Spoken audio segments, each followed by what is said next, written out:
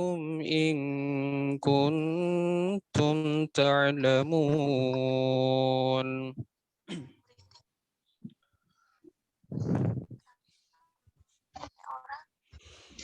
شهر رمضان الذي أنزل فيه القرآن هدى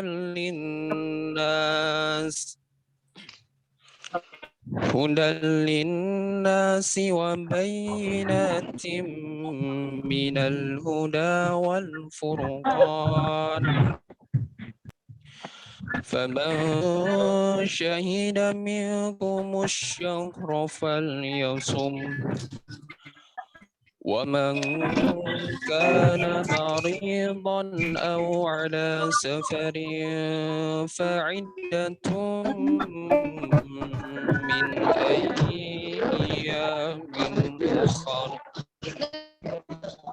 يريد الله بكم اليسر ولا يريد بكم العسر ولتكملوا العدة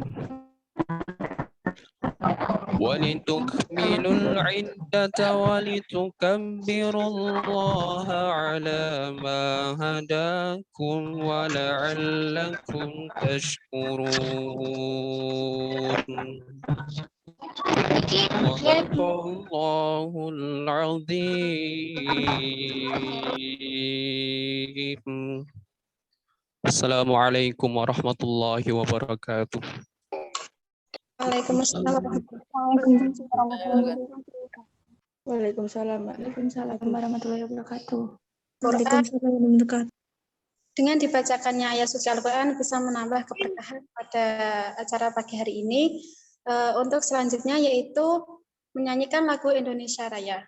Dimohon untuk hadirin bisa berdiri.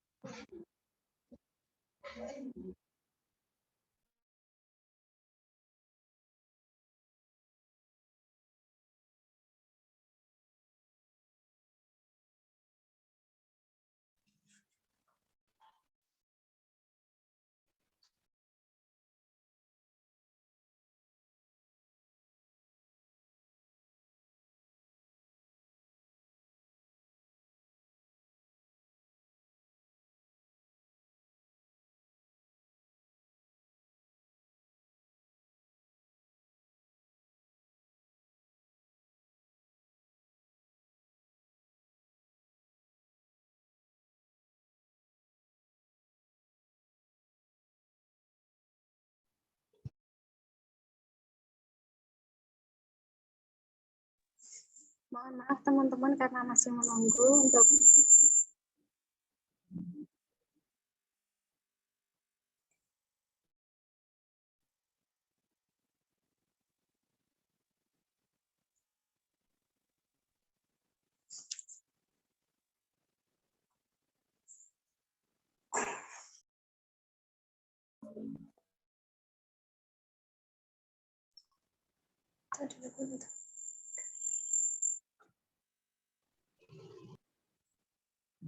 langsung saja untuk selanjutnya yaitu menyanyikan lagu Indonesia Raya.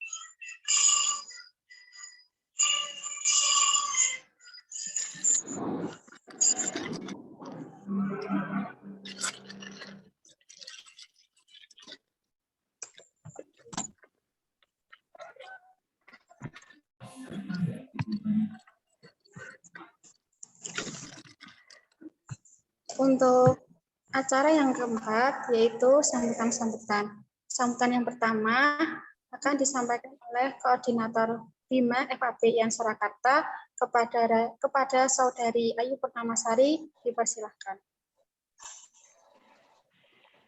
Bismillah. Assalamualaikum warahmatullahi wabarakatuh. Alhamdulillahirrabbilalamin wassalatu wassalamu ala asrofil anbiya'i wal mursalin wa ala alihi wa sahbihi ajma'in amma ba'd.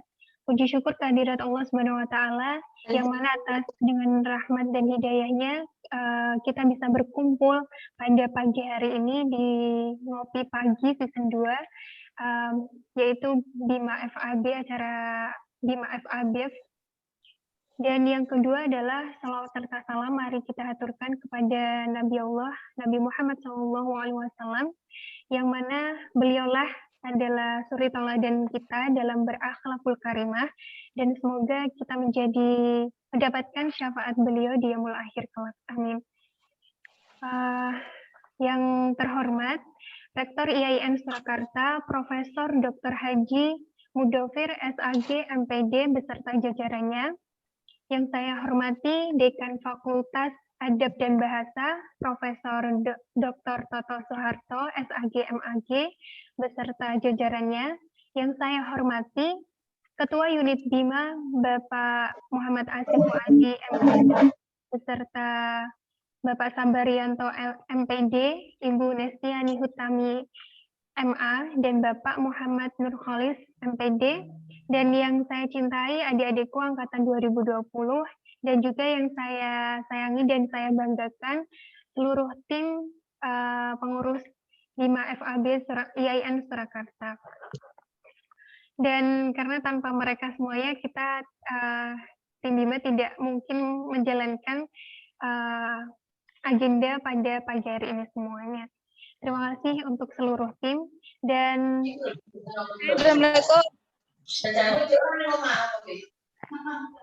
Mungkin saya tidak akan panjang lebar gitu ya, bahwa saya teringat sebuah nasihat gitu ya beberapa waktu bahwa kita itu dilahirkan sebagai pemenang, bukan bukan pemenang dalam sebuah kompetisi yang dimana kita bisa kalah ataupun menang gitu ya. Tapi pemenang di sini adalah seorang yang tetap setia kepada Tuhannya, kepada Allah Subhanahu Wa Taala untuk melayani seluruh umat manusia.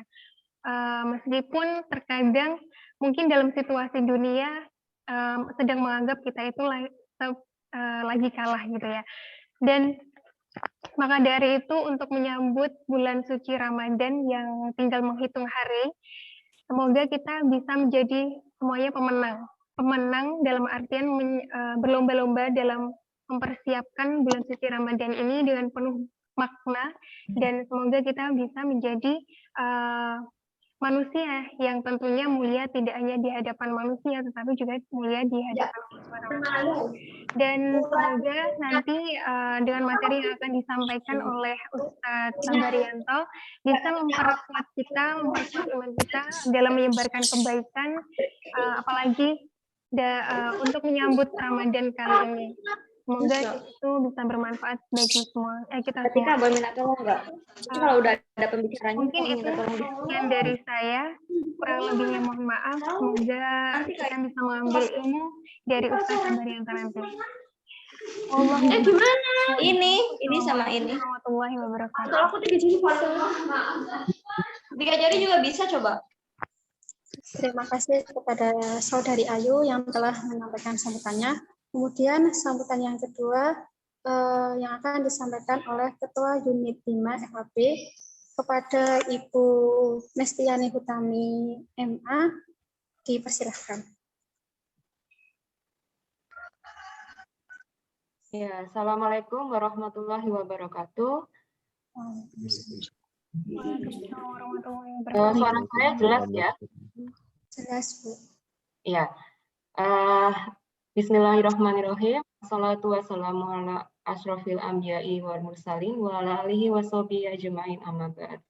Yang terhormat Bapak Dekan Fakultas Adab dan Bahasa, Profesor Dr. Toto Soeharto SAG MAG, kemudian Bapak Sabarianto MPD ya selaku dosen FAB sekaligus kolega saya di BIMA. Juga adik-adik mahasiswa semuanya sudah hadir di acara ini. Terutama adik-adik dari angkatan 2020, semoga kalian semua selalu sehat dan bahagia ya. 2 hal ini penting. Sehat dan bahagia ini penting dalam kehidupan kita sehari-hari ya. Mewakili Ketua BIMA yaitu Bapak Asif Wadi M. Hum yang berhalangan, saya mewakili ya, yang berhalangan hadir pada hari ini. Baik, kalau kita bicara tentang tema kita hari ini ya, peran moderasi beragama untuk Ramadan yang lebih bermakna gitu ya. Jadi kita tidak terasa lagi 3 hari lagi kita sudah memasuki bulan Ramadan ya. Jadi bulan yang penuh berkah, bulan yang penuh ampunan gitu ya. Dan Allah memilih bulan Ramadan ini banyak sekali keutamaannya gitu ya kan. Umat Islam di dunia pasti menunggu bulan ini Ramadan ya. Dan pasti kita bisa melihat atau merasakan euforianya. Jadi kebahagiaan yang meluap-luap di dalam menyambut bulan Ramadan gitu. Tapi ini juga ironi sekali karena kalau kita lihat dari arti puasa sendiri ya, kalau kita bicara Ramadan kan pasti kita berpuasa gitu ya. Nah, puasa sendiri ini kan menahan diri dari segala perbuatan yang bisa membatalkan puasa itu sendiri. Nah, ini juga ironi ya, kita bahagia menyambut, tapi kita disuruh untuk menahan diri gitu ya. Nah, inilah keutamaan bulan Ramadan itu. Dan di bulan Ramadan sendiri pasti banyak sekali atau Allah juga menjanjikan pahala yang berlipat-lipat gitu ya bagi adik-adik semua, juga kita semua untuk selalu meningkatkan iman dan takwa kita, dan tidak hanya di bulan Ramadan saja, diharapkan nantinya setelah bulan Ramadan gitu ya, di kehidupan sehari-hari kita selalu menjaga perilaku kita gitu ya, untuk selalu berbuat kebaikan dan menjauhi keburukan. Nah, Ramadan kita di tahun ini sebenarnya istimewa sekali ya. Kenapa begitu? Kalau kita bicara tahun ini atau 2 tahun ini kan kita bicara pandemi gitu ya. Nah, pandemi pasti kita bicara tentang hal-hal yang negatif. Tetapi kalau kita bisa ambil sisi positifnya, di bulan Ramadan yang istimewa ini, di masa pandemi ini, kita pasti bisa, insya Allah bisa melaksanakan Ramadan dengan lebih hikmat. Kenapa begitu? Karena kita selalu berada di rumah gitu ya. Jadi diharapkan adik-adik nanti tidak melakukan kegiatan-kegiatan yang sekiranya tidak perlu gitu ya di luar rumah. Contohnya seperti mungkin kalau yang masih muda-muda ini sukanya ngabuburit gitu ya, kumpul-kumpul sama teman-teman gitu kan. Lebih baik kalau ngabuburitnya diganti menjadi hal-hal yang lebih berfaedah seperti ngaji gitu ya di rumah gitu ya. Nah, itulah artinya ketika kita berada di bulan Ramadan, kita pasti akan merasakan iman dan takwa kita semakin meningkat. Ketika iman dan takwa kita semakin meningkat, kita juga pasti akan merasakan atau bisa memupuk diri kita dengan 2 sifat baik yang dimiliki oleh Allah gitu ya, yaitu seperti Ar-Rahman dan Ar-Rahim gitu ya, Maha Pengasih dan Maha Penyayang. Ini sangat, 2 sifat ini sangat kita butuhkan di dalam kehidupan kita sehari-hari, apalagi kalau kita lihat situasi atau situasi kita akhir-akhir ini ya, seperti ada wabah corona, kemudian ada bencana di mana-mana gitu ya, kemudian ada isu-isu terorisme seperti itu. Nah, kedua sifat baik inilah yang menjadi pegangan kita gitu ya, dan kita harus terus memupuk 2 sifat baik ini supaya kita tetap berada di jalan kebaikan gitu ya, jalan atau ajaran yang selalu diajarkan oleh Allah Subhanahu wa Ta'ala. Gitu ya. Jadi saya tidak panjang lebar lagi. Jadi saya hanya bisa memotivasi adik-adik semua, kemudian mengajak adik-adik semua untuk di bulan Ramadan ini ayolah kita melakukan kegiatan yang lebih bermanfaat gitu ya, supaya nanti kita rasakan manfaatnya, keberkahannya bagi diri kita sendiri, juga untuk orang lain, bermanfaat juga untuk orang lain gitu ya. Nah, setelah ini kita akan mendengarkan atau adik-adik semua berdiskusi santai gitu ya dengan Ustadz Sabarianto, segera dimanfaatkan gitu ya, ilmunya diterima dengan baik ilmunya, dan jangan lupa selalu berkebaikan gitu ya, dan menjauhi keburukan. Baik, sekian sambutan dari saya. Terima kasih. Wassalamualaikum warahmatullahi wabarakatuh.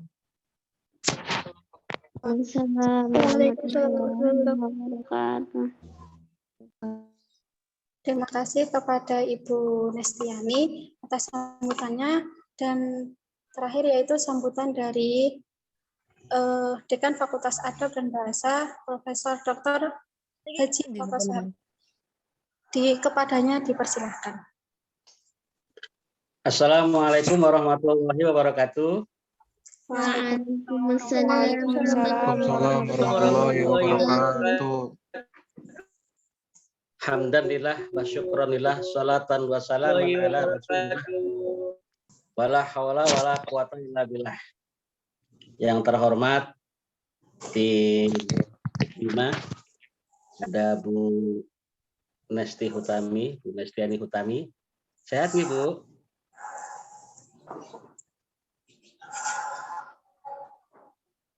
Sehat. Alhamdulillah. Matur nuwun Ibu. Yang saya hormati narasumber Mas Sabarianto.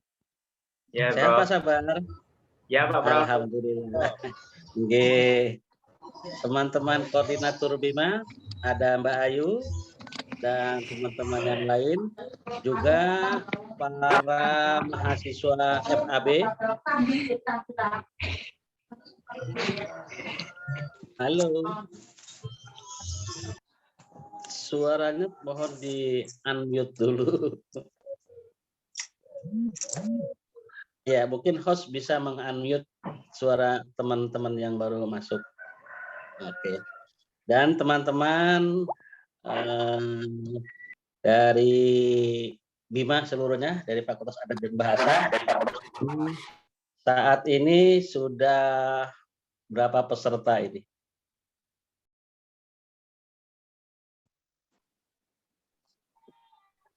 Ada berapa peserta ini? Bentar. Sekitar Pesertanya 211. sudah 211 ya.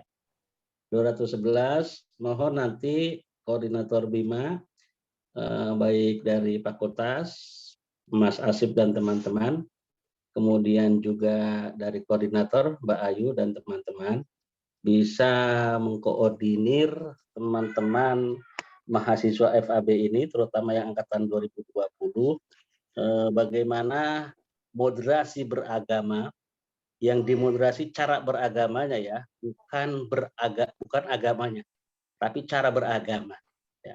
Karena ini adalah isu penting dan juga yang menjadi visi fakultas, juga visi Kementerian Agama tentang moderasi beragama ini. Ini menjadi hal penting untuk kita perkuat, kita berdayakan tentang bagaimana konsepnya. Saya selaku Dekan Fakultas Adab dan Bahasa mengapresiasi kegiatan BIMA hari ini berupa ngopi pagi kedua ya. Ngopi pagi kedua ya Mbak Ayu ya. Iya, Pak.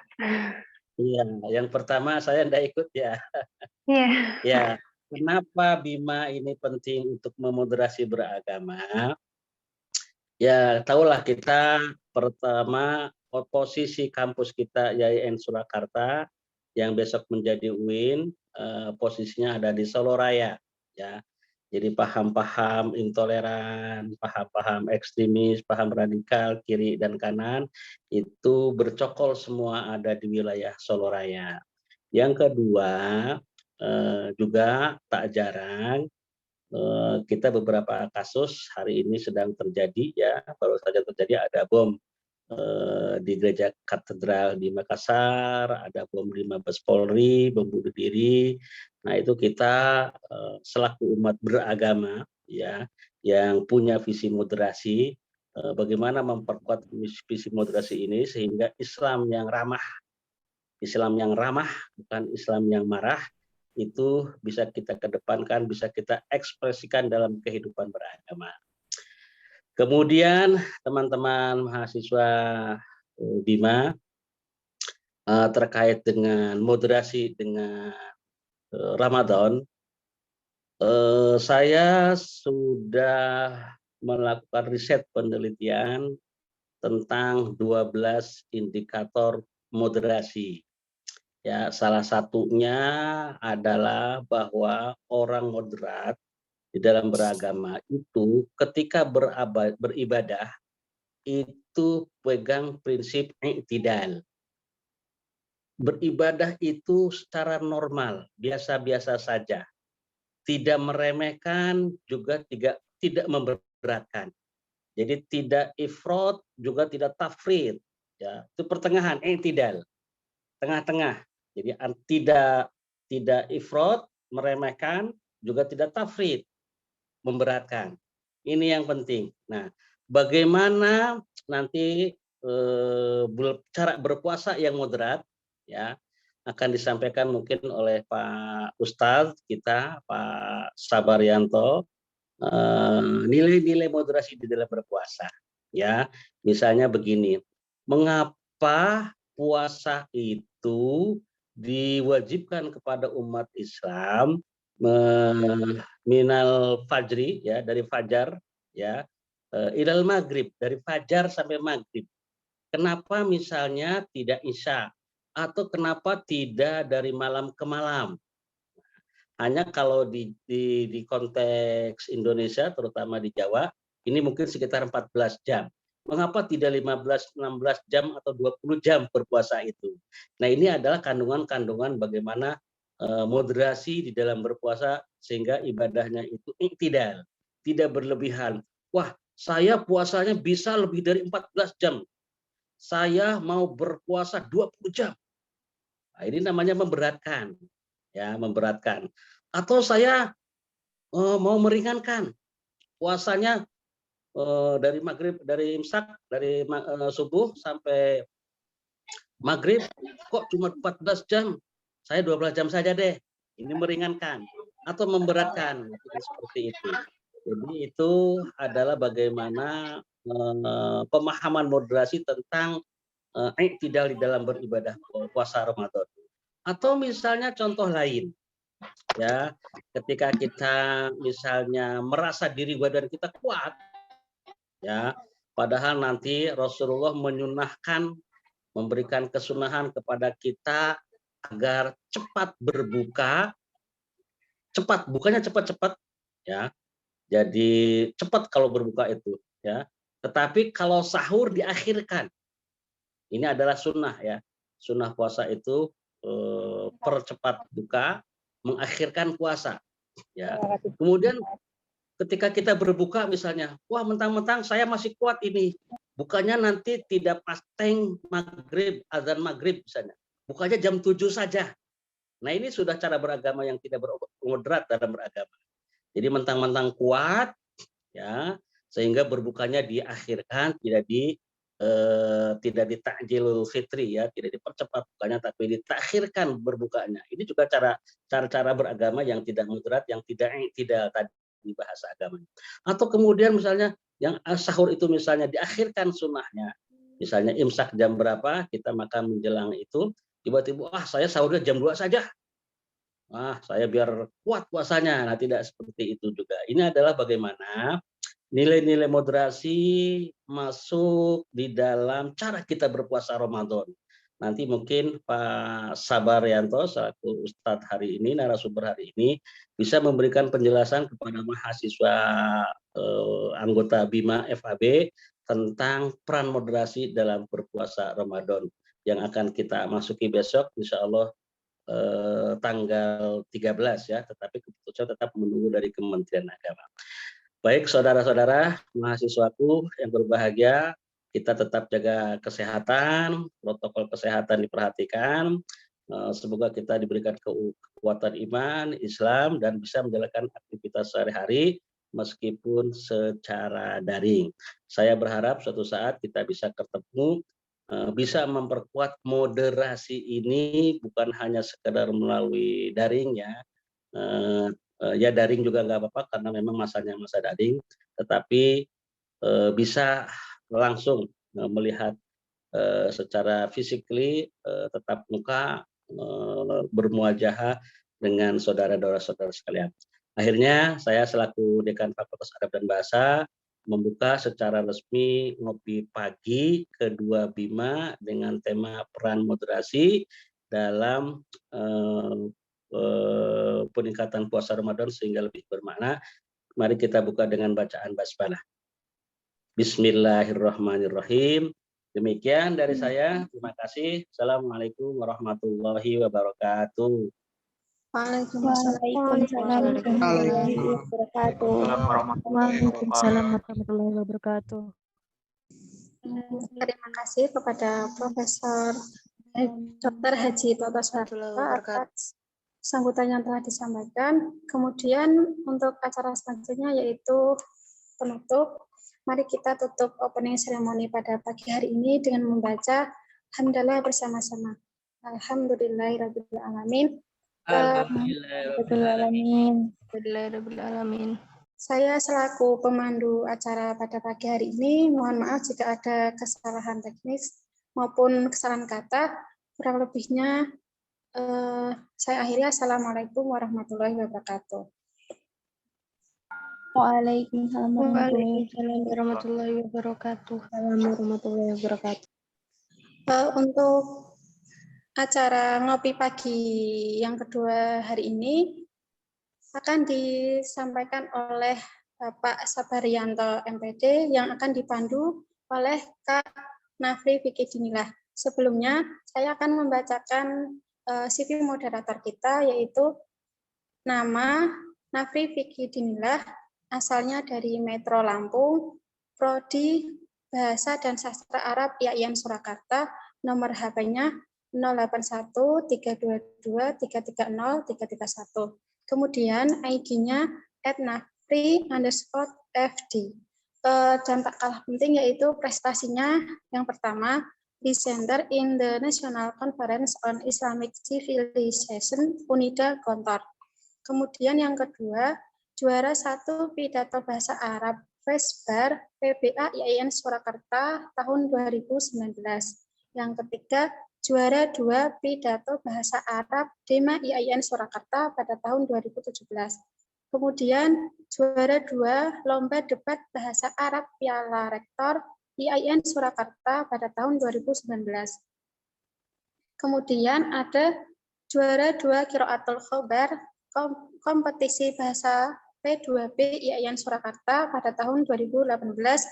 Juara 1 debat bahasa Arab Piala Rektor tahun 2021. Dan yang terakhir juara 2 debat konstitusi Piala Rektor 2021. Kepada Kak Nafri, saya persilahkan. Baik, terima kasih Mbak MC. Ada kesempatan bagi Irene ya. Baik, saya mulai dulu. Assalamualaikum warahmatullahi wabarakatuh.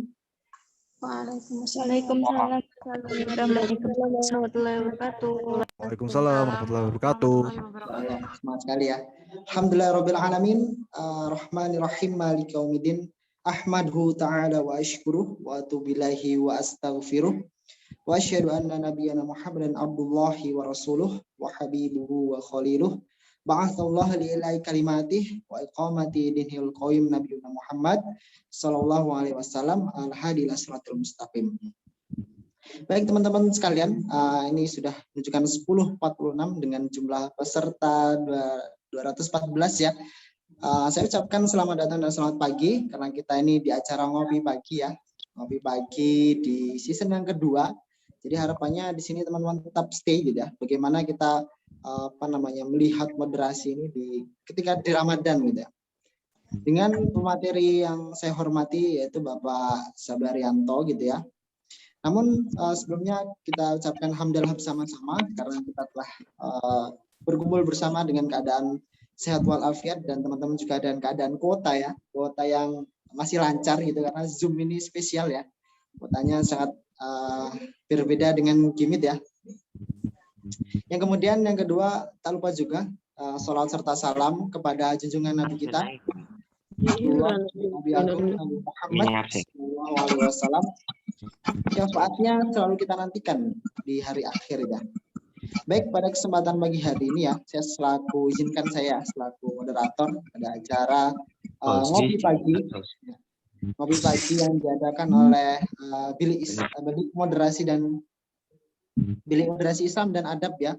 Ngopi pagi dengan kepanjangan ngobrol seputar moderasi beragama dan toleransi gitu ya. Namun dengan dengan judul ya atau tema pada pagi hari ini yaitu peran moderasi beragama untuk mempersiapkan Ramadan agar lebih bermakna gitu ya. Bagaimana nanti ketika kita berpuasa gitu ya, otomatis banyak rintangan dan mengganggu gitu ya. Salah satunya contohnya mungkin rintangan itu bisa berupa rumah makan gitu ya. Bagaimana kita bermoderasi beragama menghadapi rumah makan ya. Apa kita bergerbek rumah makan biar tidak mengganggu orang Islam dalam berpuasa.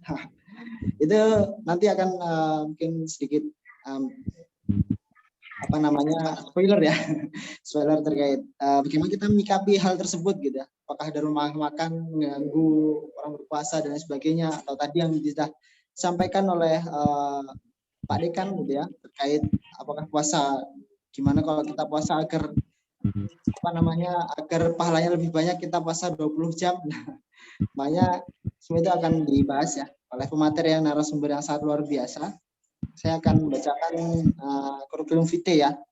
Nama Sabarianto MPD, tempat tanggal lahir beliau di Klaten 25 Maret 1975, pendidikan magister, pendidikan bahasa Inggris, Unwida Klaten, kemudian email sabarianto@gmail.com, nomor WA, nah ini bisa teman-teman catat kalau ingin menghubungi narasumber kita, 0813 2999 7503. Saya ulangi sekali lagi ya.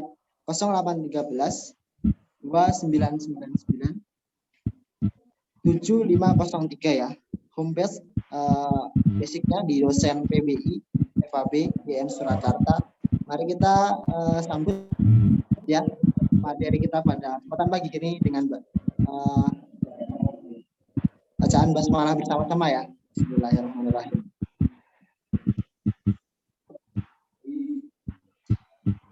Monggo Sabarianto bisa dimulai. Ya. Bismillahirrahmanirrahim. Assalamualaikum warahmatullahi wabarakatuh. Waalaikumsalam warahmatullahi wabarakatuh. Alhamdulillah syahrul Ramadan wa unzila fil Qur'an hudan linnasi wa bayyinatin minal huda wal furqan. Asyhadu an la ilaha illallah al-haqqan wa asyhadu anna Muhammadan abduhu wa rasuluh. Allahumma shalli wa sallim wa barik nabil karim Muhammadi wa ala alihi wa sahbihi ajmain. Rabbi shrah li sadri wa yassir li amri wa hlul 'uqdatam min lisani yafqahu qawli. Wallahu ta'ala a'udzu billahi minasyaitonir rajim. Bismillahirrahmanirrahim. Ayyaman ma'dudat. Al-ayah sadaqallahul adzim.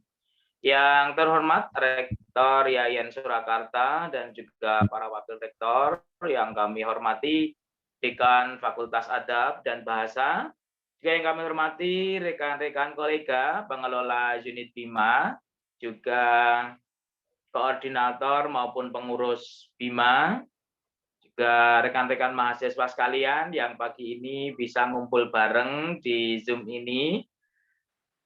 Juga tidak kalah ini moderator kita yang luar biasa, makasih Mas Nafi. Dan tentunya pagi ini kita akan ngobrol santai, kita akan berdiskusi bareng setelah ada pengantar dari koordinator BIMA, kemudian juga prakata dari Bu Nesti, kemudian juga Pak Dekan memberikan suatu pengantar yang sangat luar biasa untuk pagi ini. Tinggal mari kita bersama-sama nanti secara rileks, secara santai kita berdiskusi bareng ya terkait dengan moderasi, bagaimana kita bisa menjalani bulan puasa, mengisi bulan puasa ini agar lebih makna. Maka teman-teman sekalian, tentunya yang namanya makna moderasi, moderat sudah tadi sangat gamblang dijelaskan. Tetapi ketika saya juga bisa memberikan suatu definisi, misalnya moderate, those who live as the anyone, dress as the others, partying as others, eating and drinking as others, marrying as others. Istilah seperti itu ya. Yang namanya moderat are those who lives as anyone. Jadi moderat atau moderasi itu ternyata ya kita hidup seperti orang lain hidup, sama seperti orang lain hidup. Kita berpakaian seperti orang lain berpakaian. Kita berpesta partying as others. Kita juga berpesta seperti yang lain. Eating and drinking as others. Kita makan minum juga seperti yang lain. Sampai termasuk akhirnya marrying as others. Ya kita menikah seperti yang lain. Maksudnya di sini adalah tidak aneh-aneh. Kita tidak aneh-aneh, kita tidak radikal atau tatoruf ya, dan kita tidak ekstrim. Ya, jadi untuk itu pagi ini bagaimana nanti kita menghadapi mengisi bulan Ramadan dengan sesuatu yang tidak ekstrim, yang tidak berlebihan, yang tidak istilahnya aneh-aneh ya, kita jalankan seperti syariat yang tengah-tengah gitu kan, seperti kita kan Islam ini juga agama yang tengah-tengah. Agama seimbang antara kepentingan duniawiyah dan kepentingan ukhrawiyah atau kepentingan akhirat. Jadi tentunya dalam hal ini kita juga harusnya dari dulu, karena ini yang menjadi fokus kita pagi ini. Mari kita membuat suatu apa istilahnya kalau dalam kita akan bicara ilmiah, kita adakan pembahasan dulu ya. Kita adakan pembahasan bahwa kita adalah bagaimana peran kita moderasi ini ya, toleransi yang ada, moderasi yang ada ini agar kita itu bisa melaksanakan kegiatan-kegiatan dan mengisi bulan Ramadan agar lebih bermakna. Jadi fokusnya adalah di dalam bulan Ramadan. Nah, kita harus pembatasan dulu biar nanti kita tidak lari kemana-mana ya. Kita tidak akan lari ke tata praja dan lain-lain. Pembahasan kita adalah bagaimana nanti selama bulan Ramadan ini kita bisa mengisi, melaksanakan semua amaliyah, ibadah, dan juga apapun di bulan Ramadan ini secara modern. Nah ini, saudara sekalian, berpangkal tolak tadi dalam mukaddimah, awal dari Quran Surat 2 ayat 184. Di situ ada ayat yang simple, ayyam ma'dudat. Artinya apa? Dalam beberapa hari yang tertentu. Dalam beberapa hari yang tertentu. Konteksnya dengan datangnya bulan Ramadan loh ya, konteksnya dengan puasa.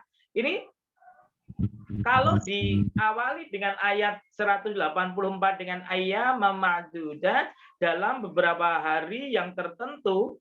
Karena apa? Karena memang puasa atau bulan Ramadan itu setiap tahun nggak akan lebih dari 29 atau 30 hari. Nggak akan lebih, nggak akan kurang dari itu. Nggak mungkin puasa Ramadan nanti disyariatkan 28, nggak mungkin puasa di bulan Ramadan disyariatkan 31, enggak.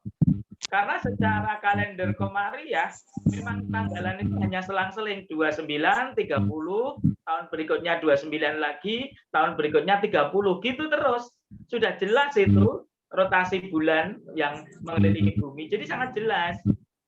Ya, dikatakan singkat karena memang hari-hari tertentu maksudnya, karena memang ya tidak akan lebih dari 29 atau 30 hari. Untuk tahun yang ini ya, tahun ini tepatnya insya Allah 30 hari. Karena kemarin 29. Nah, kalau kita tidak tahu seluk-beluk dan keutamaan ragam amal dalam Ramadan, tentunya bulan itu hanya akan berlalu begitu saja tanpa ada kenangan yang bisa dijadikan suatu yang bisa kita jadikan wahana untuk beramal menjadi lebih baik dan memperbanyak amal soleh. Ya, semuanya akan berlalu begitu saja, akan hilang begitu saja tanpa kenangan yang indah ya. Gitu. Jadi untuk itu, saudara sekalian, dalam upaya nanti agar puasa selama bulan Ramadan ini berkualitas ya, kita lebih bermakna. Tentunya hayati hikmah dan manfaat puasa. Ya, itu di Ramadan kan sudah jelas menjadi madrasah ketakwaan. Ya, di madrasah ketakwaan. Jadi takwa di sini juga dengan puasa itu orang tidak akan terlalu apa ya istilahnya dalam mewujudkan rasa berimannya kepada Allah dengan melaksanakan perintah Allah, meninggalkan larangan Allah, tidak harus dengan yang berlebihan. Ya, melaksanakan perintah Allah laksanakan saja, tidak perlu berlebihan ya. Jadi kemudian juga meninggalkan larangan-larangan Allah, ya larangan-larangan sudah jelas. Tidak usah mengada-ada gitu kan. Kalau secara puasa kita lihat, kita bisa menahan dari makanan yang halal ya, itu pun ada loh sebetulnya. Sudah dipersiapkan untuk nanti persiapan berbuka, itu halal. Tapi kita bisa menahan. Jadi, menahan yang halal saja bisa, apalagi menahan yang haram. Tapi kita butuh makan, jangan terus tidak makan. Karena yang namanya puasa itu kan ada batasnya tadi. Ada batasnya sampai ghurub, sampai waktu masuk maghrib. Ya kalau itu berarti selesai masa puasa kita. Karena tidak ada puasa di waktu malam, jadi nggak boleh bersambung juga. Tetapi nanti ada ajaran yang mengajarkan kita harus puasa, tetapi istilahnya ngebleng. Puasa ngebleng itu gimana kalau puasa yang terus-menerus siang malam bersambung selama 3 hari 3 malam. Nah, tapi itu kan nama-namanya istilahnya pinjam sama, istilahnya puasa. Tetapi itu nggak seperti yang diharapkan Islam, bukan. Nggak seperti itu puasa. Untuk menuju ketakwaan, ya kita menahan diri, tetapi ya ada batasnya. Ya, tidak tidak terus tadi semaunya dia buat sendiri, ya 3 hari 3 malam bersambung gitu kan. Itu bukan konsep puasa dalam hal ini ya. Nggak usah berlebihan, puasa ya puasa ya. Jadi menjadi madrasah ketakwaan di sini kita laksanakan semua perintah-perintah Allah dengan puasa ini, la'allakum tattaqun. Ya karena istilah yang dipakai kan, kalau Mas Nafi paham ini, yang dipilih diksinya kenapa la'alla ya. Kenapa la'alla? Mudah-mudahan. Kalau istilah yang dipilih itu la'alla, berarti takwa ini ada 2 kemungkinan, bisa tercapai dan bisa gagal. Jadi tidak semua orang yang puasa di bulan Ramadan ini semuanya mendapat predikat takwa. Bisa dia mendapatkan, tapi juga hanya mendapat lapar dan dahaga saja. Maka istilah yang dipakai la'alla, la'alla ya. Mudah-mudahan, la'allakum tattaqun ya. Semoga engkau ya, mudah-mudahan engkau. Nah, nanti mungkin Mas Nafi ini ya orang Arab, bahasa Arab canggih ya, tahu gitu ya. Jadi istilah itu sudah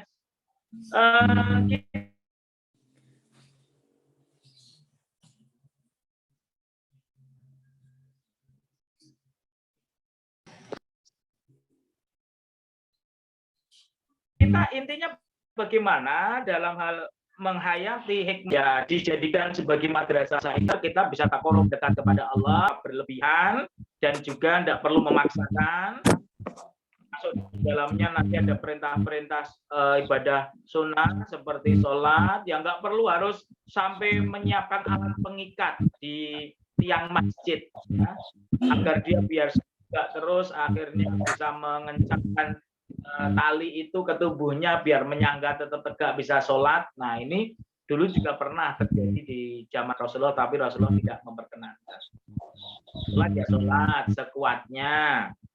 Ya silahkan, sing di masjid kalian itu 8 tarwih 3 witir atau ada yang lebih dari itu, ya itu laksanakan saja. Jangan menganggap yang berbeda dengan kita salah. Jangan menganggap bahwa yang tidak sama dengan 11 atau 23 ya sebenarnya bagi kepada lillahi ta'alanya masing-masing. Tidak usah tinggal masalah antara tarwih yang 11 ya sama 23 jadi masalah, tidak usah. Jadi itu ini yang jelas kita semua tidak usah terlalu mempersoalkan perbedaan yang masuk ke dalam ranah khilafiyah, tidak usah. Ya, tidak usah. Kemudian juga mestinya ketika kita tahu dan juga manfaat puasa itu ternyata juga menjadi kemuliaan bagi orang yang puasa itu sendiri, tentunya dia tidak akan menyia-nyiakan. Bahkan bau mulut orang berpuasa kan lebih harum di mata Allah daripada minyak kasturi kan, itu dalam hadis riwayat Bukhari ya.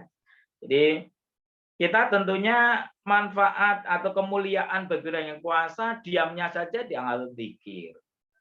Melaksanakan ibadah sunnah pun berpahala seperti melaksanakan ibadah wajib. Tidurnya pun dianggap ibadah. Maka ini adalah suatu hikmah dari puasa itu ternyata menjadi kemuliaan bagi orang yang melaksanakan puasa itu sendiri. Maka dia tidak akan menyia-nyiakan kesempatan selama Ramadan hanya waktu terbuang habis untuk sesuatu yang tidak bermanfaat. Seperti tadi Bu Nesti bilang, setelah kemudian biasanya kan ada tradisi ya, habis subuh itu apa rata-rata? Ya, berikhtilat campur baur seperti itu, jalan-jalan kok kesel ngeletak turu. Ya enggak lah. Jadi bagaimana kita akan memanfaatkan kalau tahu hikmah dan juga manfaat apapun yang kita lakukan di bulan Ramadan, eman-eman kalau kita harus buang secara percuma.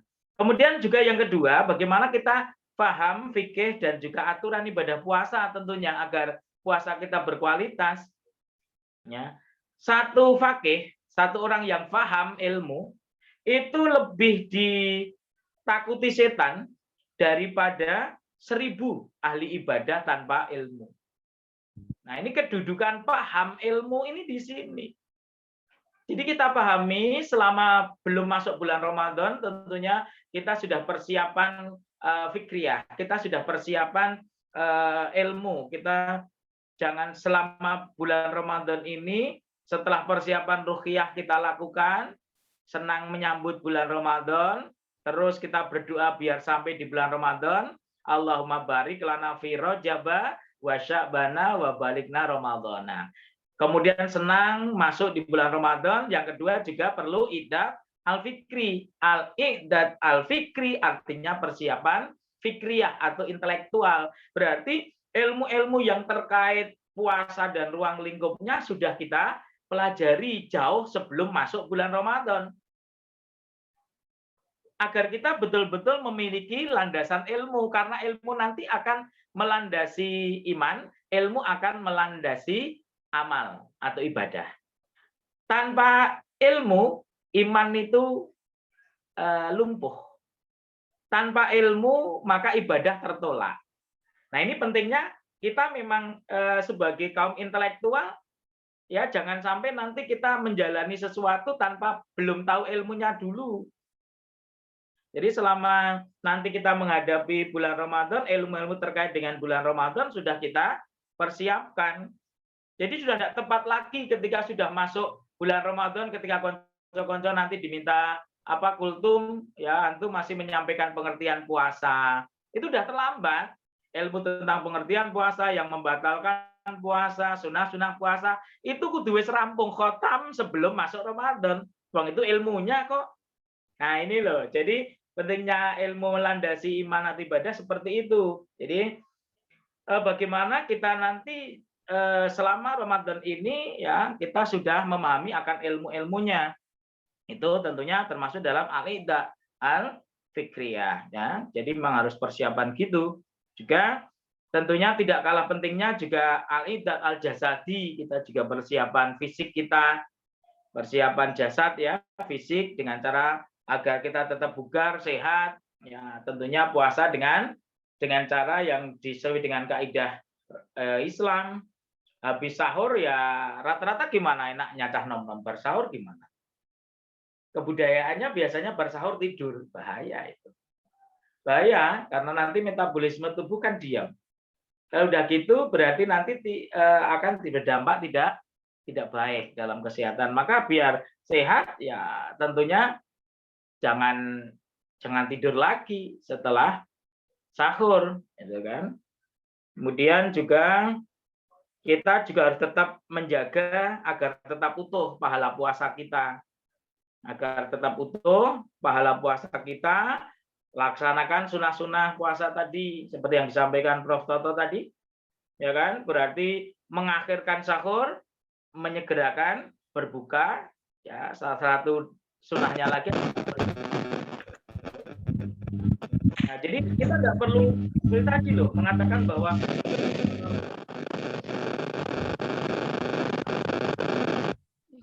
ada berkahnya.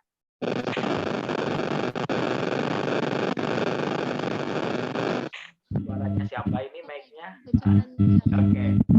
Ya. Jadi sahur ya malah baik kita mengakhirkan kegiatan kita kaitkan di samping itu sunnah ya. Kita sahur yang cerdas, kita harus memilih suatu menu yang nanti akan bisa bertahan selama 12-14 jam tentunya. Ya, tapi rata-rata senengnya awake dhewe kalau sahur dengan fast food atau junk food. Nah, bahaya itu. Ya, kayak itu nanti tidak akan sampai 8 jam sudah habis dicerna oleh usus kita sehingga badan jadi lemas. Jadi pilih, harus pandai dalam kita itu memilih menu sahur, dan waktu sahur memang sudah terbaik sunnah Rasulullah yang mengakhirkan sahur. Ya, dengan menu yang baik seperti ada kacang-kacangannya dan sebagainya, ini menu yang baik untuk itu. Kemudian menyegerakan berbuka, ya begitu azan ya sudah langsung saja kita berbuka, nggak perlu kita ngulur-ngulur karena rumangsa isih betah luwe gitu kan. Wis aku nggo buka nih carry we ya, enggak. Ya, jadi seperti itulah yang disebut dengan begitu selesai waktunya untuk berbuka, berbuka saja. Diawali dengan yang manis-manis. Kenapa? Ya untuk merangsang organ kita untuk mencerna dari jenis yang lain. Ya, jadi kadang juga kita berbuka langsung fast food. Salah juga, harus dengan yang manis dulu. Rasulullah mengisyaratkan seperti itu. Nah, kemudian kalau sudah seperti itu ya untuk menjaga pahala tadi setelah melaksanakan sunah-sunah juga jauh yang mengurangi pahala puasa seperti berdusta, ghibah dan sebagainya. Sudah itu teori itu sudah lewat itu bagi kita. Sudah lewat. Kemudian hiasi ya puasa itu dengan ragam amalan-amalan syariat seperti tadarus. Ya tadarus kita laksanakan seperti biasanya dengan sistem yang baik ya. Tidak perlu kita nanti istilahnya kalau ya yang penting kita kan ada persiapan target kemarin. Sebelum masuk Ramadan kan kita ada persiapan target. Selama Ramadan ini kita akan khatmil Quran berapa kali kan gitu. Kita udah punya target. Oh, kita pengen sekali. Kalau pengen sekali kan gampang itu. Oh, 1 juz itu ada 10 lembar gitu kan kalau Quran standar. Nah, kalau antum pengen sehari semalam itu 1 juz, ya kan berarti 10 itu dibagi sehabis sholat 5 waktu saja 2 lembar, selesai. Ya, selesai. Kita selesai 1 juz sehari semalam. 5 kali sholat yang kita lakukan selesai kita baca 2 lembar. Itu nanti sehari semalam 1 juz. Sehingga nanti di tahun ini kan 30 hari. Jadi nanti di akhir puasa pun kita selesai 30 juz. Nah, ini namanya persiapan target. Kita harus membuat target dan kita laksanakan visi itu dengan misi yang cerdas. Oh, saya pengen khatmil Quran sekali, berarti minimal 1 juz. Pengennya 2 kali silakan, tapi tidak usah terlalu berlebih. Tidak usah berlebih, maksudnya gini loh. Terus visi kita juga butuh haknya, yaitu tidur. Ya, karena kita saking bagaimana nanti tahu akan hikmah Quran yang dibaca bisa memberi syafaat. Akhirnya mumpung di bulan Ramadan gitu kan, akhirnya dia habis sholat tarawih, dia terus baca Quran sampai waktu sahur. Enggak, fisik kita juga punya hak. Enggak usah berlebihan juga ya dalam kita tadarus. Sholat malam juga semampunya seperti yang dicontohkan Rasulullah. Tidak usah semalam suntuk juga. Bahkan tadi contoh yang mengikatkan agar nanti bisa untuk menegakkan atau sandaran dia saat mulai kelelahan. Tidak perlu seperti itu. Itu berlebihan namanya ya. Tidak usah berlebihan. Nih, itu. Kemudian juga tentunya amalan-amalan syariat itu kita lakukan dengan pengharapan ya kita agar puasa kita itu penuh makna. Bulan Ramadan ini kita laksanakan penuh makna. Kemudian yang paling akhir, ya kita istiqomah. Istiqomah terhadap sesuatu amalan-amalan yang sudah kita lakukan. Ya, jadi kita tahu banyak orang yang nggak istiqomah ketika kita lihat di awal Ramadan mungkin bisa kita lihat jamaahnya banyak banget. Kemudian nanti pada hari atau malam ke-5, 6, 7 sudah mulai berkurang. Ibaratnya orang ikut perlombaan ya atau pertandingan. Di babak penyisian kan semuanya ikut bertanding. Tapi ternyata di semifinal dan di final hanya orang-orang tertentu yang bisa ikut. Ya jangan sampai ya. Dan tentunya ini kita kontinukan tadarus ya tadarus, sholat ya seperti biasa, kemudian sedekah yang kita keluarkan, ya infak yang kita keluarkan ya kita kontinukan. Iktikaf nanti untuk mengakhiri 10 hari di bulan Ramadan. Jadi intinya caranya ya seperti dalam tuntunan Islam, tuntunan Rasulullah, tidak usah berlebihan dalam hal ini semua, gitu ya. Jadi konco-konco sekalian, ini gambaran ada dari saya agar nanti memang Ramadan ini tidak hanya berlalu begitu saja tanpa kenangan yang bermakna. Agar bermakna tadi tentunya hayati akan hikmah dan juga manfaat puasa, pahami fikih ilmunya puasa dengan sempurna, kemudian jaga agar pahala kita utuh, ya juga nanti hiasi puasa dengan amalan-amalan syariat dan kontinukan semua yang bisa kita lakukan. Semuanya dalam koridor menengah, tidak keterlaluan, tidak kurang banget ya. Ini saja untuk pengantar diskusi kita. Kembali ke Mas Nafi, ini sudah jam 11:04 kan? Ya, kembali Mas Nafi, nanti silahkan kalau ada yang perlu didiskusikan bareng, silahkan. Oke, baik. Teman-teman sekalian, dari materi yang sangat luar biasa tadi, mungkin dari teman ada yang mau didiskusikan atau ada pertanyaan, bisa di room chat atau bisa langsung open mic. Nah, kita di sini santai aja. Izin bertanya boleh, Kak? Oh ya, monggo, silakan sebutkan nama, prodi, nanti pertanyaan. Saya Dewa Falkin Faturangga dari prodi SPI 2C. Puasakan artinya menahan diri, Kak. Jadi apakah dalam kehidupan ini kita lebih banyak berpuasa dan menunggu berbuka atau bagaimana, Kak?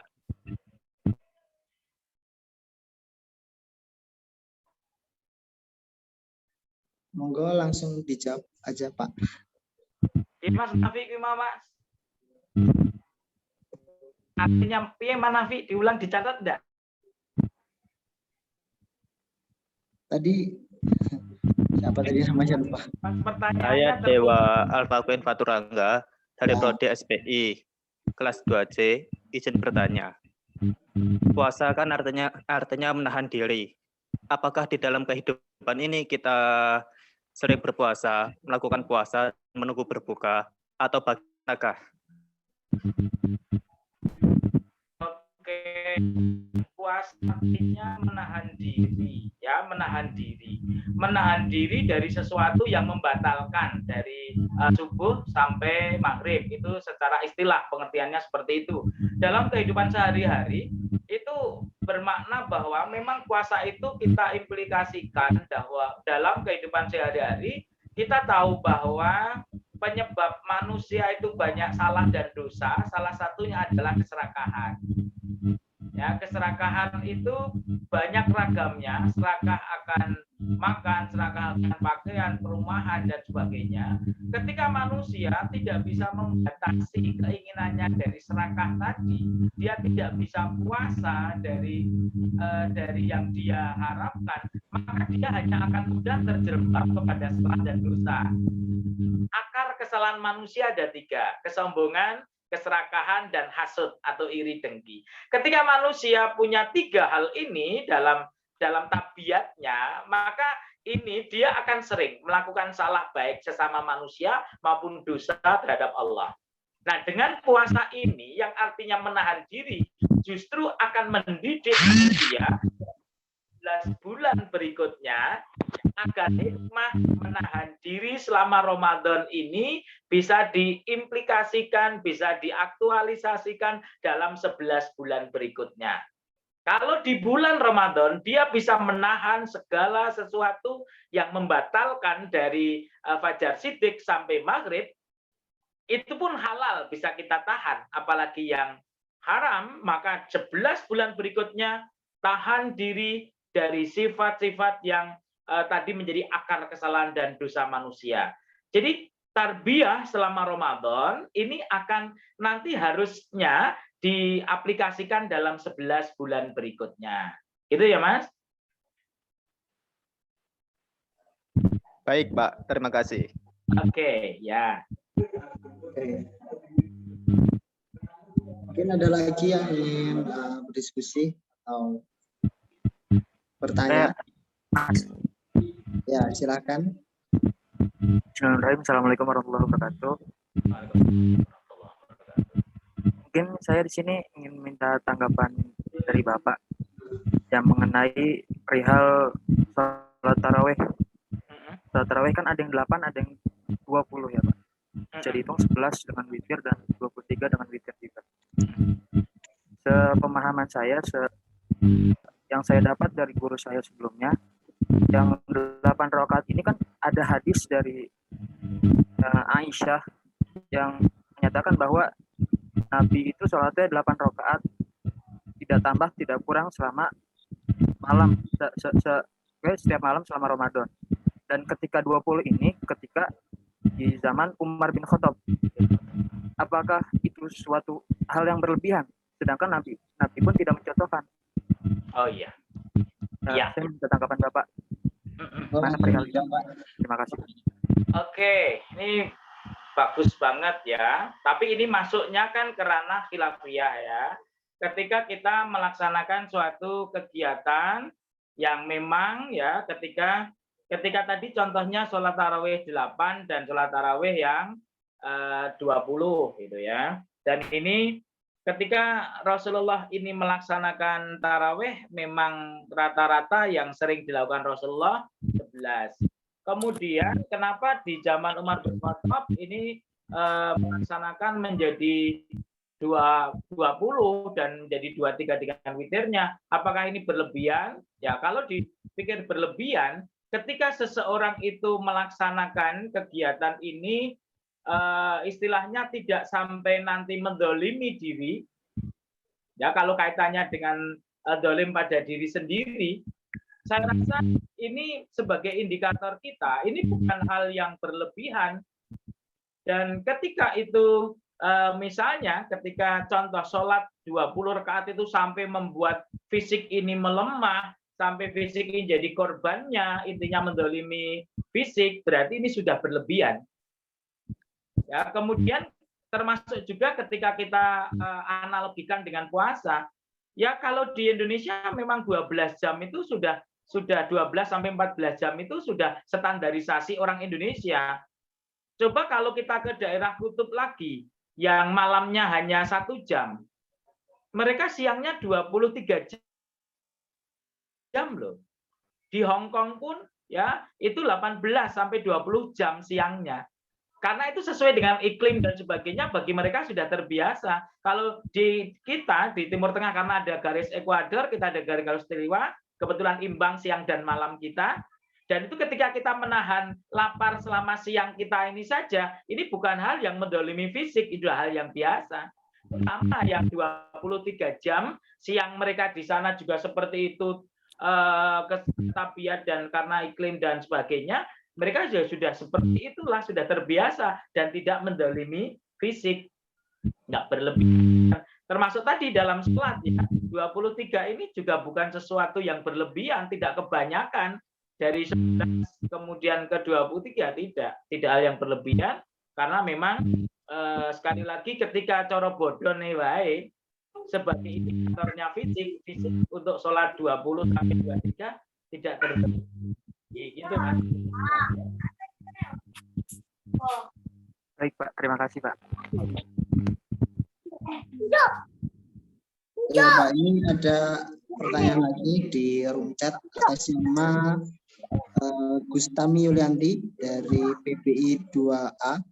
Izin bertanya, sebelumnya Pak Sabar mengatakan bahwa setelah sahur itu tidak boleh tidur karena tidak baik untuk kesehatan.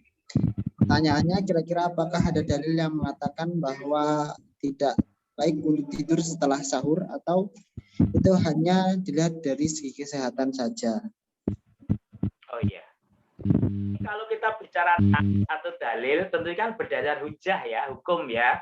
Hadis Rasulullah kan menjelaskan bahwa waktu yang tidak baik untuk tidur adalah ba'da subuh, kemudian setelah juga menjelang atau setelah asar menjelang maghrib, itu nggak baik untuk tidur.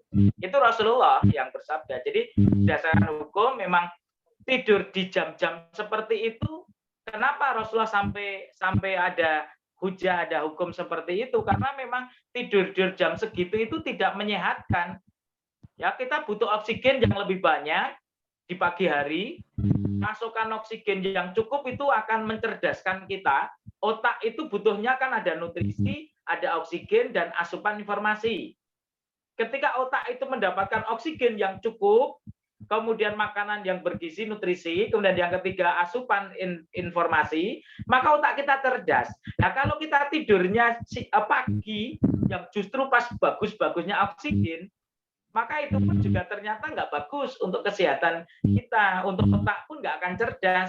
Sampai dijelaskan salafus saleh kita, pemuda yang kebanyakan tidur ya jangan mengharap cepat dapat kerjaan.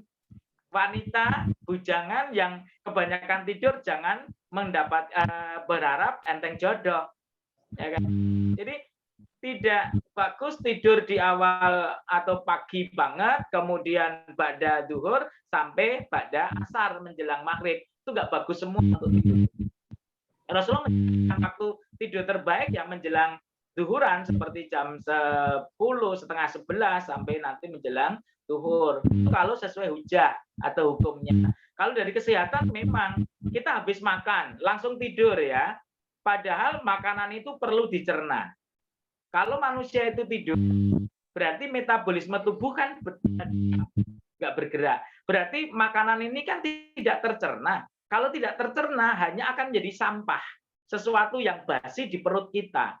Maka tidak sehat tidur setelah sahur. Nah, gitu untuk alasan baik medis maupun secara dalil naklinya. Gitu ya. Gitu Mas Nafi. Oke. Ini ada satu pertanyaan lagi. Ada feedback atau ada...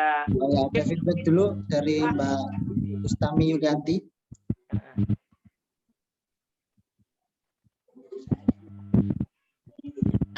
Alhamdulillah sudah jelas Pak, terima kasih banyak. Oke, mungkin pertanyaan selanjutnya dari Mbak Hanifah Nurrohmah, kelas 2E PBI. Itu izin bertanya seputar Lailatul Qadar, bagaimana ciri-ciri Lailatul Qadar? Ya, malam kemuliaan itu istilah lain dari Lailatul Qadar ya. Wallahu alam bisawab. Ya Allah saja yang kapan itu betul pas turunnya ya. Di situ kalau awal dulu kenabian ya Lailatul Qadar ya saat ayat atau wahyu pertama kali turun saat beliau berkhalwat di Gua Hira gitu ya, kemudian menerima wahyu pertama, yaitu kebetulan di malam Ramadan, itu malam Lailatul Qadar, waktu awal kenabian. Tetapi ketika masa-masa ini memang ada dalil bahwa Lailatul Qadar itu adalah suatu trofi, suatu istilahnya loh ya, trofi, suatu piala yang akan diberikan kepada orang-orang yang berpuasa secara ihtisab ya, secara berlandasan iman dengan bagus, kontinu, istiqomah, maka dia akan mendapatkan prestasi sesuatu yang diberi istilahnya adalah Lailatul Qadar. Tetapi kanca-kanca sekalian juga mungkin pernah ngaji dari kitab yai-yai kalian, guru-guru kalian. Ciri fisik dari Lailatul Qadar itu memang malam itu cerah, cuaca dingin, kemudian angin air seperti membeku, kemudian juga daun-daunan mengatup malam itu, dan juga ya itu cara ciri fisik yang bisa kita baca dari kitab-kitab atau kalian pernah dengar dari guru-guru kalian, yai kalian. Ciri fisik malam Lailatul Qadar seperti itu, ya cerah, kemudian air itu seperti membeku, ya kemudian angin berembus sangat tenang malam itu dan dedaunan mengatup pada malam itu. Tetapi ya kita tidak bisa memastikan, kita tidak tahu kapan itu Lailatul Qadar itu kapan turunnya secara pasti. Belum, nggak ada yang tahu. Tugas kita adalah menjemputnya, walaupun Rasulullah juga memberi indikator rata-rata turun di 10 hari di bulan Ramadan, rata-rata di malam ganjil. Tetapi jangan kita berspekulasi hanya melaksanakan kebaikan ibadah di malam ganjil akhir. Jangan ya, kita tidak tahu kapan persisnya. Gitu. Gitu Mas Nafi. Ini ada yang bertanya lagi Pak di room chat. Fadilatul Ulum kelas PBI 2C. Bagaimana hukum melakukan swab test saat berpuasa? Swab ya? Ya. Untuk swab test ataupun lain yang ini tidak terkategori sesuatu yang membatalkan puasa, tidak. Ya, karena sudah dijelaskan dalam fikih, sesuatu yang membatalkan puasa itu kan sudah dijelaskan ya. Dan termasuk swab, kemudian kita termasuk memakai tetes mata, obat tetes mata, tetes telinga, penghirup oksigen waktu orang asma, tablet hisap yang diletakkan di bawah lidah, itu juga tidak membatalkan puasa, tidak. Termasuk tes swab dan sebagainya, itu tidak membatalkan puasa. gitu ya. Gitu Mas Nafi. Agaknya tadi ada yang nulis Mas Nafi. Baca Mbak dalam pesan Mas Nafi. Ya, ada juga yang bertanya dari Risma Nurul Halimah dari PBI juga. Apakah memakai make up itu membatalkan wudhu dan puasa? Saya mendengar dari Ustadz Husen kalau saat puasa itu boleh, kalau habis wudhu itu bagaimana ya Pak? Make up kalau yang membatasi masuknya air ke pori-pori anggota wudhu batal. Ya. Tapi jika make up itu tidak membatasi masuknya air ke pori-pori kulit anggota wudhu, ya tidak batal. Seperti kalau pakai kitek, kalau wanita bisa menutup pori-pori yang anggota wudhu karena tangan itu. Kalau dia pakai bagian dari make up, misalnya itu adalah kitek atau kutek itu, dan itu menutup pori-pori antara batang dan kuku, dan juga di bawahnya tidak kena air, itu membatasi air ke anggota wudhu lah, itu baru tidak sah wudhunya. Tetapi kalau ada di wajah dan itu menutup pori-pori air, tidak membatalkan. Make up tapi tidak menghalangi untuk menutup pori-pori kulit menerima air, ya, kulit wudhu itu tidak apa-apa. Ataupun intinya tidak membatali air masuk ke pori kulit. Oke, ada feedback? Malah nggak ada yang bertanya terkait puasa dan bersih. Ada. Mungkin masih pada bingung konsultasi terkait puasa ini, Pak. Ya. Ada yang bertanya lagi, Pak, dari Emma Dwi Safitri. Bagaimana hukum puasa untuk seorang gelandang atau orang yang bahkan ketika bukan bulan puasa pun jarang ada makanan? Maksudnya gimana ya? Kan apanya? Hukum orang gelandangan itu? Mungkin yang dimaksud gelandangan itu loh Pak, yang ketika hari biasa pun nggak dapat makanan. Terus hukum puasa untuk orang gelandangan gimana gitu? Oh dia setiap hari sudah berpuasa kan? Iya, jadi itu masuk apa ya? Sesuatu yang dikatakan memang ya kehidupan sehari-hari dia seperti orang-orang yang notabene pekerjaannya begitu keras pun boleh kok menjalankan puasa seperti memang dia secara fisik gitu kan, secara fisik kuat sebagai misalnya kuli panggul atau apa, dia kok tidak puasa kan gitu. Gelandangan kan memang dia sudah puasa gitu. Ya nanti memang sebetulnya puasa bagaimana mentren kita menjadi wahana training, mentren kita untuk be better in our soul, dalam jiwa kita menjadi lebih bagus, kemudian fisik kita menjadi bagus, kedermawan sosial menjadi bagus. Jadi kalau gitu memang hikmah dari puasa itu untuk melatih orang-orang yang sebetulnya memiliki kemampuan secara materi, kemampuan secara fisik diuji dan masa ini. Sedangkan mereka seperti tadi gelandangan atau orang yang memang fakir ya, memang tidak pernah makan dan ibaratnya gitu ya sudah, mereka sudah mendapati hikmah puasa setiap hari, dia kelebihan dari kita yang seperti ini keadaannya gitu ya. Lagi kata feedback boleh atau yang lain tambahkan boleh. Yo, lagi silakan. Ada ini tanya lagi, apa hukumnya nonton konten di TikTok selama bulan puasa? Oh ya, di TikTok kontennya baik, tidak kita kita lihat, tetapi persentase konten-konten di TikTok itu kan biasanya nanti akan mengarah nafsu kita, apalagi bahkan nanti akan berdampak pada adanya impuls pada jiwa kita, muncul impuls dan sebagainya, itu jelas haram, membatalkan puasanya. ya di TikTok, di YouTube, wes podo lah. Pokoknya media-media yang seperti itu, kalau itu nanti menggiring, mengimagine kita, kemudian muncul impulse, kemudian ada desire to be list, nah itu batal itu ya, gitulah. Silakan lagi.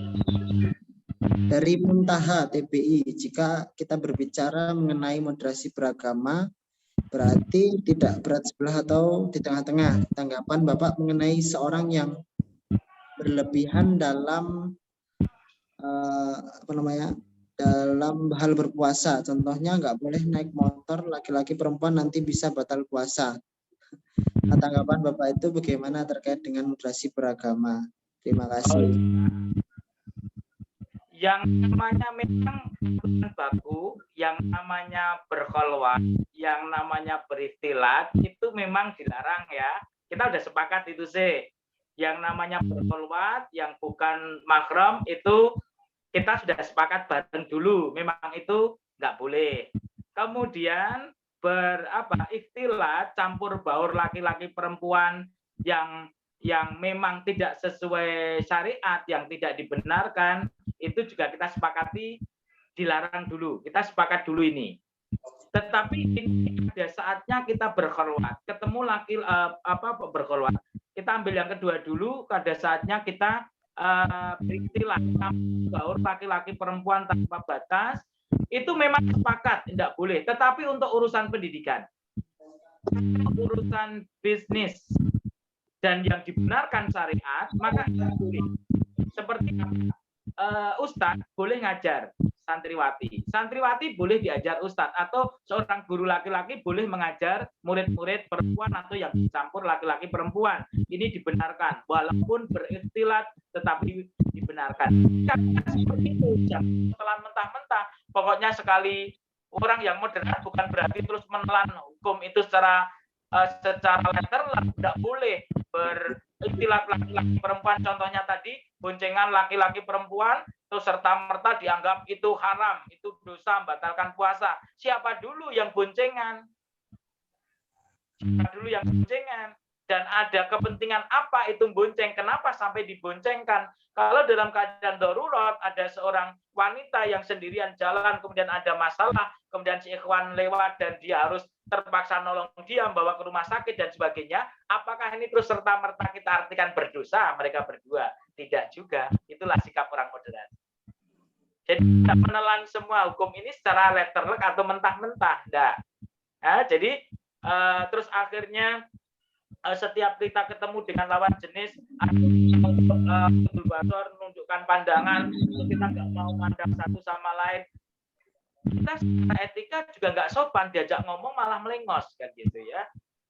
Dan ini terlalu berlebihan, makanya cukup yang namanya hijab, yang namanya jarak, terpisah berapa jarak itu sudah namanya hijab, sudah namanya lagi moderasi itu posisinya di tengah-tengah.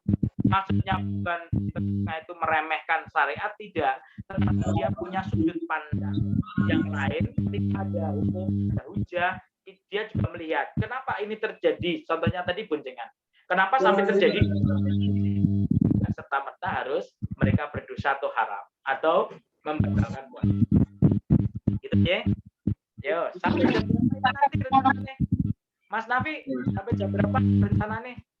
Sampai jam 11.45. Ini ada 3 pertanyaan terakhir insya Allah. Ini nyandra 5 menit dulu. Oke, Pak. Ini apa? Ada yang bertanya sekaligus mewakili pertanyaan ibu saya, manakah yang lebih utama, puasa Syawal atau membayar hutang puasa Ramadan? Melaksanakan puasa Syawal atau bayar hutang puasa. Nah, dari segi hukum, puasa Ramadan hukumnya apa? Wajib. Kemudian puasa Syawal hukumnya apa? Sunnah. Maka lebih kita depankan yang wajib. Jadi sahur poso, sahur hutang puasa, kemudian baru nanti untuk Syawal. Atau ketika ada paham yang mengatakan boleh nyaur hutang puasa sekaligus puasa Syawal, silakan. Yang punya apa itu pada hukum seperti itu, tafadhol. nggak apa-apa kalau dia punya dalil. Tapi yang jelas dari segi hukum mestinya loh ya, lebih kita depankan yang wajib dari yang sunnah. Jadi sebelum kita sunnah ya wajib dulu. Itu ya. Terus lanjut yang 2 terakhir. Saat puasa apakah makruh memakai lipstik? Terima kasih, Pak. Itu kan tidak termasuk makanan. Apa ada orang pakai lipstik terus di amet-ametin gitu? Gak apa-apa. Kamu pakai lipstik, kamu pakai blush on, kamu pakai eyeshadow, airline, itu main boleh. Tidak membatalkan, tidak makruh, tidak ada makruh pakai lipstik, bermake up, tidak ada makruhnya, ya. Jadi gitu, silahkan berlipstik atau mungkin kalau lipstik tidak kamu ya silahkan pakai lip gloss. Nah, itu juga bukan jenis makanan. Kamu apa-apa terus ditelan jauh makanan. Nggak apa-apa. Kamu pakai lipstik, pakai lip gloss nggak apa-apa. Oke, Mas, masih ada. Silahkan satu, Mas. Yang terakhir ada, mohon maaf Pak, izin bertanya, ketika Ramadan kita temui banyak masjid dan musola dan tadarusan setelah taraweh. Kemudian di antara yang tadarus itu ada beberapa yang kurang paham hukum tajwid dan makhrajul huruf. Kemudian bagaimana sikapnya terhadap hal tersebut? Sementara kita sudah berusaha membenarkan namun tidak ditanggapi. Apakah kita tetap ikut tadarusan dan terus berusaha membenarkan atau tadarus sendiri di rumah? Ya, oke. Teknis penyelenggaraan tadarus kan tidak harus jamaah. Satu teknis loh ya, boleh jamaah sendiri, munfarid, boleh tadarus bersama-sama. Tetapi memang Rasul saat Ramadan itu tadarusnya dengan malaikat Jibril. Ya, tadarusnya dengan malaikat Jibril. Tujuannya apa? Untuk membenarkan ketika ada salah ingat dari Rasulullah atau salah makhluk huruf atau lainnya, itu yang membenarkan Jibril. Jadi kalau kita menilai dari tata cara Rasulullah melaksanakan tadarus dengan malaikat Jibril, berarti tadarus yang mestinya kita lakukan bareng dengan jamaah yang lain, itu jangan semuanya baca bersama-sama waktu yang sama berengeng dewe tidak, tetapi dibuat tiktok atau alam kecil-kecil ya, dibuat kelompok-kelompok tiktok kecil ya, kemudian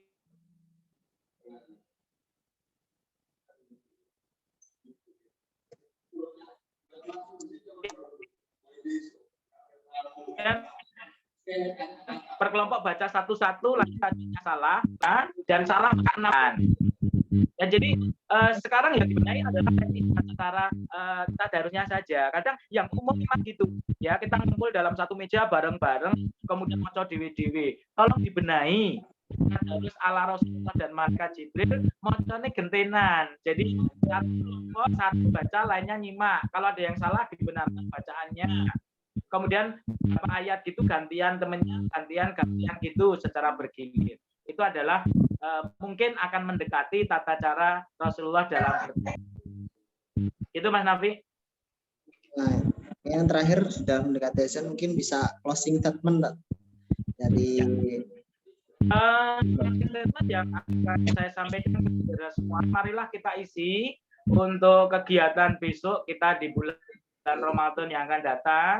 Itu dengan tentunya kita planningkan, kita sudah punya suatu persiapan perencanaan yang baik, lakukan yang menjadi rukun, sunnah dan juga semua terkait dengan puasa dengan baik, tidak usah terlalu berlebihan, tapi juga jangan meremehkan. Mari kita laksanakan semuanya itu dengan penuh ikhtisab, perhitungan. Kita harapan nanti kita tidak tetap sebagai orang yang berlebihan dalam beragama, tetapi juga bukan orang yang meremehkan dalam beragama. Demikian closing statement. Oke, mungkin syukran jazakumullah khair atas materinya. Saya ucapkan juga terima kasih untuk peserta karena telah mengikuti rangkaian hingga saat ini. Dan teman-teman bisa mengisi link absensi yang sudah ada di pesan untuk semua di chat ya, bisa diisi. Mungkin saya selaku moderator pamit undur diri. Silakan habis ini bisa sholat zuhur, menunaikan sholat zuhur. Dan apabila banyak salah dari saya mohon maaf. Allahumma afiq ila aqwamit thoriq, nasrun minallahi wa fathun qarib. Wastabiqul khairat. Wassalamualaikum warahmatullahi wabarakatuh. Waalaikumsalam warahmatullahi wabarakatuh.